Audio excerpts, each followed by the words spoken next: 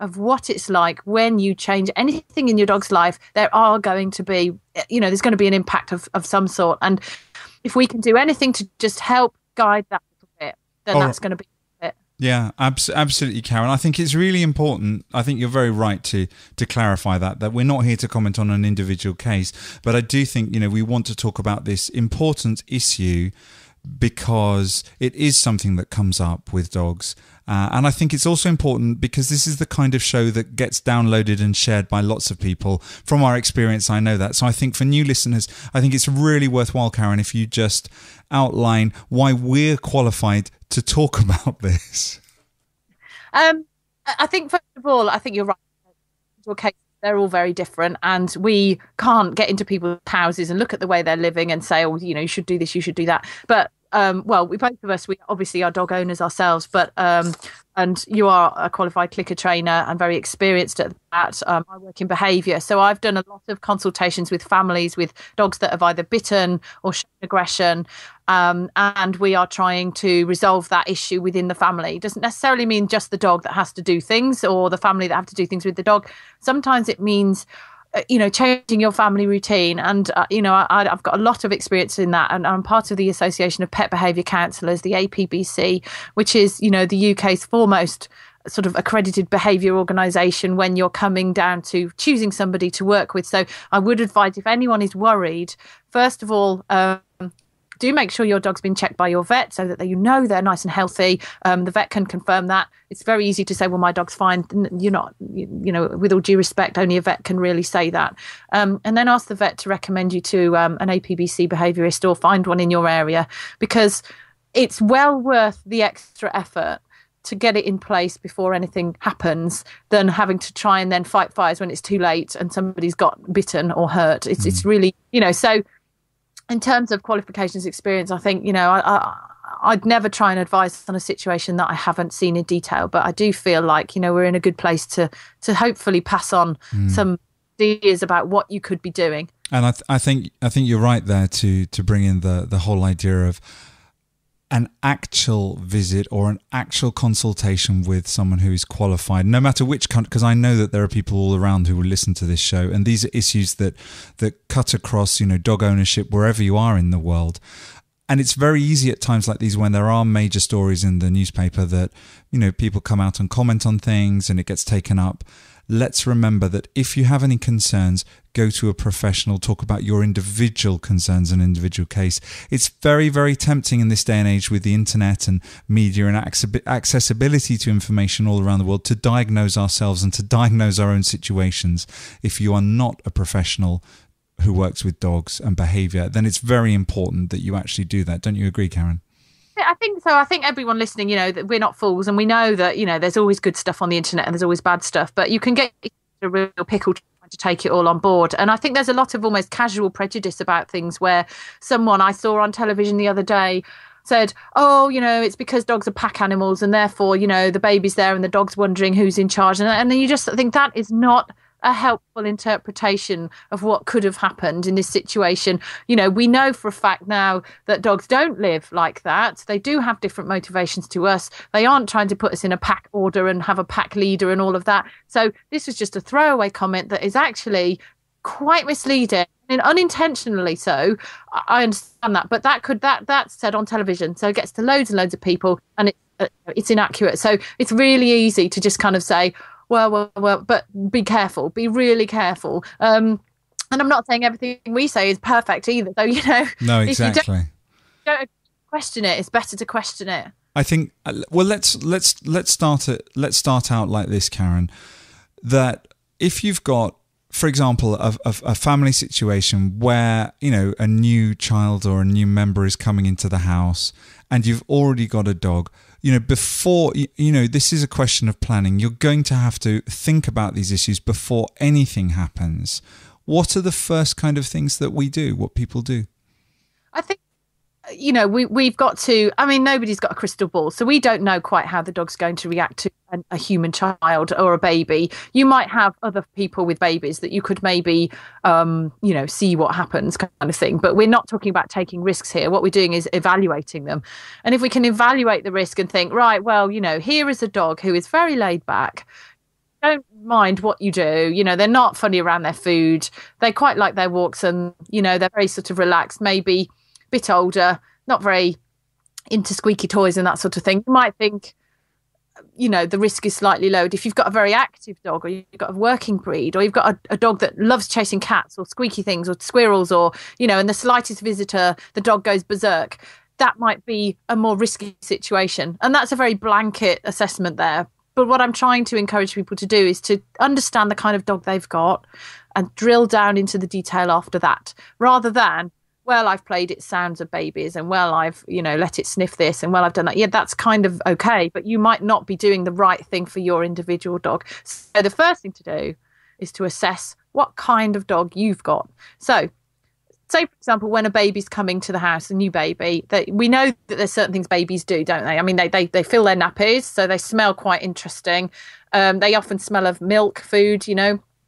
They make squeaky noises, very high pitched and can be quite loud. They set off all times of the day and night, and it appears quite unpredictable, especially at first. What we also know is that when you've got a new baby, you're tired out. There's loads and loads of visitors, including professionals, midwives, people like that coming round. You might even have had to have a stay in hospital. So all those things are going to be a massive disruption for the dogs, who we know like routine. You know, dogs depend on their routine. So no matter what sort of dog you've got, think about those things that are going to be like this explosion of change for the dog, and understand that until things settle down, that's going to affect even the most laid back dog. You know, and I think that I know from experience as well, you know, I mean, I've got 2 kids and stepchildren as well, that you just don't know what it's like until you've had a baby. you can't, it doesn't matter how much you research it. I read so many magazines, and I, you know, really looked into it, and it was just such a change to all of us. So that's not said from any kind of talking down in a condescending way. It's just like, oh my gosh, it's the most incredible. It's like swimming underwater for 3 months at least. So we can predict that that's going to happen, and that's a real help. So then we start to look at, okay, what is the dog really, what do they enjoy? What do they like to do in their daily routine? And how can we, as much as possible, maintain that without thinking, I've got to get rid of the dog, I'm not going to cope. Or, oh my gosh, the dog's going to hate the baby. Or, oh, this baby's at risk. So we're being realistic, aren't we? So the first thing I'd probably do, if you wanted to just get a general idea, I mean, I would get an expert in, because I think it's well worth it, but is to sort of see what switches your dog on. You know, what do they do? Do they react to high-pitched noises, as I've said? Are they, you know, the kind of dog that hears a squeak and goes absolutely berserk? Or, you know, and do they love chasing, you know? And are you encouraging that by maybe letting them chase footballs where they can never get hold of the thing, so they get more and more frantic? That's then going to have a squeaky thing that they can't reach in a cot somewhere. Do you see what I mean? Yeah, absolutely. I mean, I can see, you know, what we're actually talking about here is looking specifically at the in-depth situation with your dog, trying to read its behavior and understand its behavior long before the child enters the house, and looking at your own interaction with that dog, and how, you know, we as owners can affect and shape the kind of behavior that the dog starts to show. Like you just said, with the, you know, chasing the balls and not letting the dog get to it, it can, you know, can build things up. It can. I mean, and it's easy to say with hindsight. Everything's easy with hindsight, but you know, we're not trying to self-diagnose in any great degree. But it might be that you think, well, you know something, this dog is quite sound sensitive, so I'm going to have to work on. You know, also, if you have a dog that scavenges or, you know, pinches food, then if you have a baby that smells of food, it doesn't necessarily mean it's going to pinch the baby, but you might think, well, you know, the dog might feel like it's a bit of competition here for food, and maybe I just need to do a bit of training with the dog to teach the dog that everything's fine. It's always going to be fine. All you do is go and lie in your bed when this happens, when the baby's out or whatever, and the dog will do it. But it doesn't have to be a lot of effort. There are loads of management things you can do to make it really simple. The other thing is that, you know, if your dog is used to snatching things, you know, say you're used to playing with toys, and the dog is used to just jumping up unreservedly and grabbing at them out of your hand, there's no reason to suggest that it might decide that it wants to have an explore of your baby, and while you're holding it, it might grab the baby. So again, this is something that you can train. It's not something that is hard to train. but it's time to do it now. And don't let people just play, games like that with your dog. Explain the dog has to have rules to the game. So just as when you've got a child, there are rules, then you just add in these extra rules. So it's really a case of looking at your dog and thinking, how upset is my dog likely to be by the things that are going to change? Bearing in mind, we know what those factors that are going to change. We know what they are. Now, something that I often hear is that the dog is jealous. For example, that you're used to in after a long day's work, you come home, maybe you haven't spent as much time with your dog during the day, or your dog's been in daycare or doggy daycare, and that you have this routine of that you come home, you walk with the dog, you play with the dog, and then the dog has its food, and then together you sit down on the sofa and watch the TV, or the dog's at your feet, and then suddenly you have a new member in the household, a baby in the household. And the dog hasn't got that kind of routine anymore. And people will say, oh, well, it's jealous. Do you think dogs are capable of jealousy, or are we reading this the wrong way if we think that? I think sweeping statement. And I think, the dog is jealous sort of doesn't take into account this huge change to their routine. If you can keep their routine the same, so if they are going to daycare, then they're still going to get a lot of things to tire them out during the day. If they aren't going to daycare, maybe that might be something to start plenty of time in advance so that they get the routine to stay the same. They're not really going to notice for them to be overly bothered by any other changes, because you're minimizing those changes. Dogs do compete. And I think if you put something they want in front of them and then, or something that they normally have, and then you don't let them have it, they're going to be frustrated. I don't know about jealousy, though. Like I say, I think it's a bit all-encompassing that to make it a practical solution, to be suggested. You do say it's jealous means the dog owns that emotion and that's their fault. Well, but I'm going to say maybe it's one of those things that we do, or people do, by seeing their dog as a human rather than seeing it as an animal. So, Karen, the baby's born, and this is all about, meeting baby for the first time. What do you do? Well, basically, if you've done the planning that we've mentioned, and there's a lot more to this, I'm going to put an article on my blog for sort of these things in more detail, so that should be a help. And I'll also post links to some resources that you can really get set up in detail. So things like, bringing smells home from the hospital on a blanket and all that kind of thing. But I think the first thing that everybody is worried about is that the dog is going to hurt the baby somehow. And of course, it's a very emotional time for everyone anyway.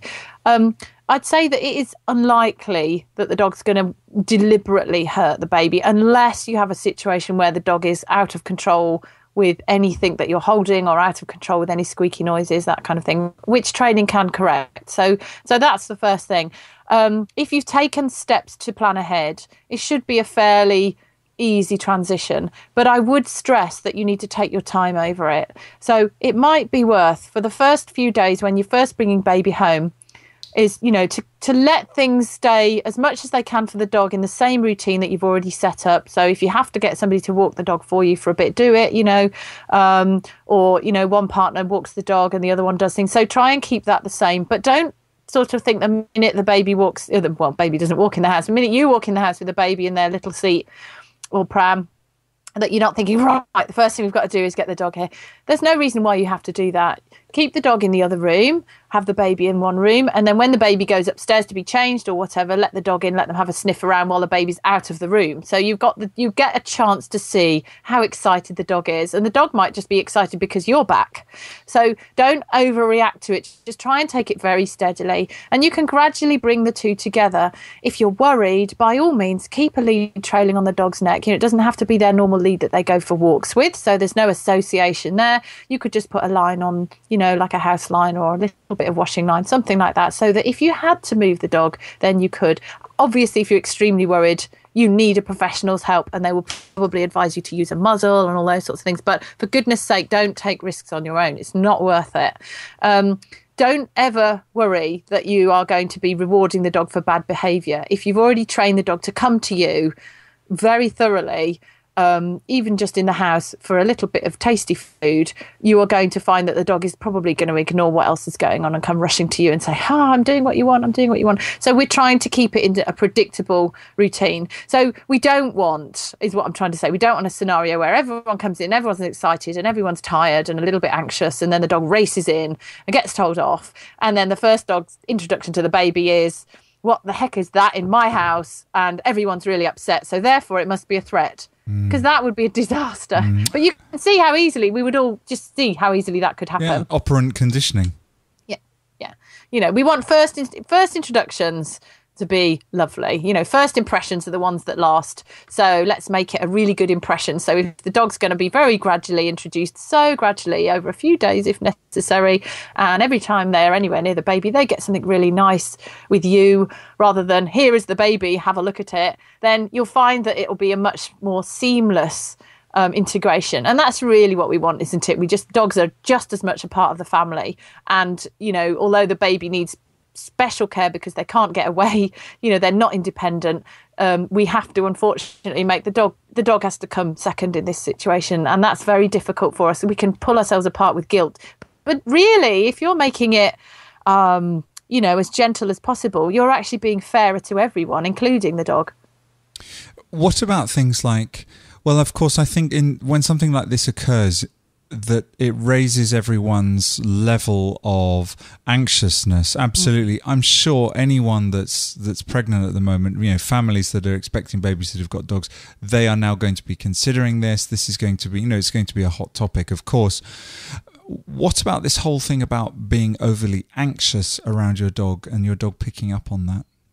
I think that would definitely carry. I mean, and this is, I think, part of the problem is you're always anxious about a new baby. You want to make sure you're doing the best for the child, and sometimes it's new territory. No one's there's plenty of books on it, but when it's your own, it's very, very different. And everyone will be giving you, hello, who's that? That sounds like Winnie. She's decided to become an old lady who barks a lot. So so where were we? So if you are in the situation where that obviously you're having your baby fairly soon or it's coming along, my first thing would be, don't panic. If your dog doesn't attack visitors already, then there's no reason why it's going to attack a baby. And individual cases are very different. I think the bigger problem comes from assuming that everything's going to be all right and not exercising a degree of caution. And I think, again, there are situations in the news where people have exercised caution and things have still gone wrong. So I can understand, being anxious, but it will travel to your dog, but it is normal. So what I'm trying to say is keep the dog's routine as clearly cut as possible. And if the worst comes to the worst and you're finding that you're perhaps not very well and the dog's getting really affected and everyone's really stressed and then you're not happy, the dog's not happy, then you don't need to rehome the dog as a consequence of it all. You might pop the dog in kennels for a day or so, or put them with a home boarder or somewhere where they normally go when you're away, so you don't feel bad about it, but give them a bit of a holiday while you get settled, and then you've got more opportunity to bring them back gradually rather than wham bam, here we are, we're all going to live with this now, because that really isn't good for them and it's not good for you.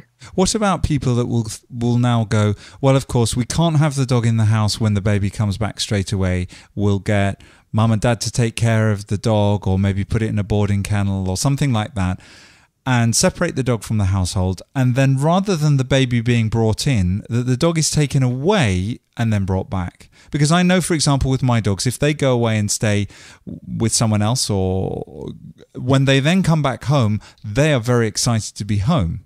Yeah, and I think there's no perfect solution. I mean, I did have a counselling session with somebody who was very poorly and the baby was very poorly when they first came back from hospital. So I think in terms of balancing out the welfare of who was involved, to look after the dog as well would have been very difficult. And I think it would have just been extremely stressful. So I think on balance, that was the better decision at the time. So you can't just say a blanket, well, just farm them out, because what happens when they come back? I agree. That's something that you've got to take into account. You've got to look at the potential impact of every decision. And this is what I mean. It doesn't have to be doom and gloom. It's a lovely event and it's really happy. And 9 times out of 10, the dog is absolutely fine, doesn't bat an eyelid. But if you feel like you're making informed choices and good decisions on what you do, then at least you're going to feel more confident that things are going to work out really well. And they do work out well.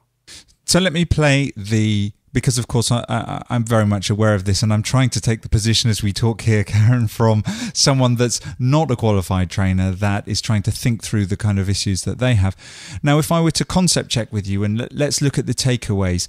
Now, I think what we've said is that it's important to identify the key motivations, the things that affect your dog in the household long before we get to the stage that there is a baby coming into the house. Am I right? Yeah.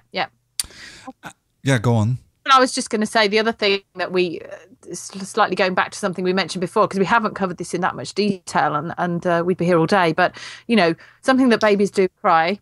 We know that. They cry a lot, some more than others. And they cry all through the day and all through the night for things they need, because that's how they communicate themselves to us. So it's a very high-pitched noise, and dogs have far more sensitive hearing. So even if you have the most laid-back dog in the world, this is a new noise for them. So, again, you can prepare for that you can get free MP3 sound downloads on the internet. They're completely free of babies crying, all sorts of different ones. And there are specific ways to do that. You play at very low volume when the dog's doing something that they enjoy, and you only increase the volume when they've got used to it at one level. So you don't whack it through the sound system and let them get on with it. But that is the equivalent of bringing a baby home. So I'm sorry, sort of jumping back there, John, but I just thought that was worth saying. Oh, that's a good point. That's a very good point. So this whole idea of identifying the motivations in your dog, the stage at which your dog is actually at, that it's important to, as you say, for example, go through this whole sound awareness. And we've talked about sound awareness with regard to fireworks in the past, haven't we? Yeah. So if you're also concerned about that, especially with New Year's Eve coming up very, very soon, do go back and check out that podcast. It's one of our very popular downloads, that one. I think then we I was asking questions about jealousy, and it's important not to see a dog as expressing human emotions, but that it's important to identify the kind of behaviors that you have in your household. For example, I brought up this whole issue of, if the dog's always sitting on the sofa with you after dinner and that behavior has changed, that it's important to perhaps have some kind of behavior modification before baby comes home. Yeah. Maybe you train. I've talked about magic mat. Maybe you train Digby or Aggie to enjoy magic mat on the floor long before baby comes home, because that's even more rewarding. Indeed. And don't be surprised when your dog does exhibit these things. And we've talked about routine, we've talked about sound. Smell is obviously a huge overriding sense for a dog. So there are going to be new smells that they are going to want to investigate. They're kind of interested, and interested doesn't mean aggressive. If they're fearful, that's something slightly different. But if they're very, if they love to go off hunting, they're all capable of incredible work with their nose, but some dogs are just more so than others. So suddenly they might make a beeline for the baby, and you think, but it might just be the dog's going, what's that smell? That smells really interesting. So again, you can gradually associate nice things with the smell of the baby, and maybe the occasional bit of control. So I think what you're saying, John, is that if you can get the dog to predict a nice outcome from go on your magic mat. And if you want to train that, there's a podcast, a previous podcast, we talked about that. Or off you get off the settee. I'm sitting here now. You can sit by my feet. And here's your favourite chew that you can have every single time when you're on the floor, not on the sofa, only on the floor. And then that buys you an awful lot of predictably good, happy behaviour from your dog before anything else has become conflicting, it's just a case of respecting the fact that they are going to think, just as you are, that there is something new going on. And so to be prepared for it means that you get to keep your dog, Don't rehome it. You don't have to take it anywhere else. If you've got an expert in, they will give you a considered expert assessment of what's going to happen. So even if you are thinking, look, the dog's not going to cope with this, don't throw in the towel too soon. Get somebody out to come and help you and to help you assess all these different risks. Because that way, you know, whatever decision you make, like I've said before, it would be an informed choice and it would be very useful. I think my final question before we start to wrap things up, because we're sort of towards the half an hour mark here, Karen, is how do you tell if your dog is stressed? How do you tell if they're stressed? It's interesting because stress can be good as well as not so good. So you could be anticipating an exciting event that's a good thing. So you're anticipating the birth of your baby. That's exciting, but you still get butterflies. Or you could be thinking, oh, I've got to do something horrible next week. I don't really want to do it. And you get butterflies for the same reason. So when you're looking at your dog, you need to look for signs that they are just showing the early signs of becoming a little bit uncomfortable. And those are signs like they may lick their lips very quickly. They may yawn a little bit more. I mean, we're not talking about when they've first woken up or about to have dinner. You know, these are signs that they'll suddenly yawn, or they'll try and turn away, or they might actually physically move away. They might turn their head and look back at you so that you see the white part of their eyes. Those are signs. And their ears will usually go back. You're not seeing big signs here. We're talking about little signs that the dog might be thinking, hang on a minute. And it might be a good thing and it might not be a good thing. But it's at that point that you start to take action. If you wait until the dog is hiding, you know, trying to get away, crouching down, rolling over, looking very unhappy. And I say unhappy because people say that could be a guilty look, but it's not guilt. It's usually just, I really don't know what's going to happen here. So I'm just going to keep an eye on everything and freeze and not move just in case. People will say, oh, the dog looks guilty, and they know they've done wrong. They don't. They just know there's something up. And they don't necessarily know what. Otherwise, they wouldn't react like that. They would be quite confident. And I want to stress that if a dog is showing signs of unrest, it doesn't mean that they are perfectly in control and trying to be pushy. It's not that they are thinking they need to be in charge. It's not that they are trying to make you submit to their will. You know, we don't talk about dominance anymore. It's so old-fashioned. It doesn't help solve the problem. If you're seeing signals like that, the dog is probably thinking, I really don't know what's going on. I'm actually quite worried about this. And if they start to growl, it's not a confident dog. A confident dog is one that just stands there saying, it's fine, I can cope, no problem. A lack of confidence dog is one that gives all these signals. And by the time they get to growling, they're feeling like they've got no choices. So if you see any behaviour like that, get on the APBC website, apbc.org.uk, and get somebody to come out who's near to you, because that is somebody who's qualified and assessed, and they know what they're doing, and they will just be able to help you get things straightened out again. And they will be honest with you as well. If they don't think it's going to get straightened out, they'll tell you. But on the whole, we help a hell of a lot of people get it sorted out and get to keep their dog and have the best of both worlds with their family too. And let's be absolutely clear here. Both you and I, Karen, we would always react very, very strongly to someone that suddenly changed their behavior and started, you know, rolling their dog, knocking their dog physically, anything like this, because people can overreact. They get upset because they suddenly see that there's a behavior there. Of course, you're going to want to protect your own child. But, you know, if you overreact and start wading in with heavy physical behavior, and I consider just the rollover of your dog very physical behavior with the dog, that can cause problems and escalate it much, much further. Even just you know, flapping out, whacking your dog on the nose can be teaching your dog that hands, anything close to it, could be something. An absolute nightmare, that, because, you know, you're going to have toddler who's going to reach out, you know, or a baby is going to reach out and try and pull the dog. And if you've reached out and smacked it on the nose, even just in anger, you know, sometimes people do it. Everybody is, you know, as long as you admit to it, you can sort it out, can't you? But, you know, you're going to have lots and lots of people wanting to stroke the dog. And the baby is going to be the one that's there the most. So it's just such a dangerous road to go down. And I certainly, no matter what you see on television, and even if you do see it on television, it says consult a professional. So don't, for goodness sake, don't go down that road. It makes you feel bad anyway, because nobody really wants to do that. No, Exactly. All right, then let's start to wrap this up, Karen. I think we've taken on board we've been discussing here some very, very important issues. I'd just like to say that neither Karen or I are not offering specific advice to your own situation. We're only trying to take up here some general guidelines to inform you about the kind of things that are involved here, and if you have any concerns, to seek help and advice from a professional. Definitely. And I think, look upon this as taking, baby steps while you're waiting for your own tiny footprints. So it's a great service to your family. It's not a pain in the bum. It's actually a great service to the future. You can have your dog and your children living together as long as you've evaluated risks and you've made sure that you know what you're doing and you know what you're seeing. And I would consider it, just as I would go to antenatal classes while I was pregnant, I would consider this a massive antenatal investment in the dog owning family's future. All right, well, you can contact Karen on Twitter at twitter.com/wildpaw, or you can send me a tweet on twitter.com/Jon Buskell. That's JONBUSCALL. We'd love it if you came along to the website, which is intellidogs.com, and there you can leave some voicemail, or just go along to intellidogs.com/feedback. You just have to fire up the microphone on your computer and leave us a message, a question, a comment, and we'll take it up on the show. And remember, as well as comments and questions and things, you can also find out more about Karen's book. Go on, Karen, tell them about your book.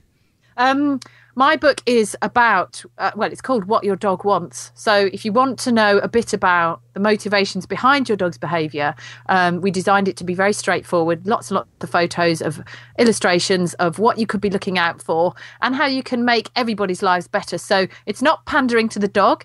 It's making sure that you and your family have a nice time whilst you've got a dog. So you can get that on Amazon, and it's called What Your Dog Wants. And it's about developing key skills to really understand your dog's behaviour. You can also access it through my website if you want a signed copy. So if you come to intellidogs.com and look for the blog, it's on there as well. All right then, Karen. We'll be back very soon with another episode. Until then, bye-bye. Bye-bye.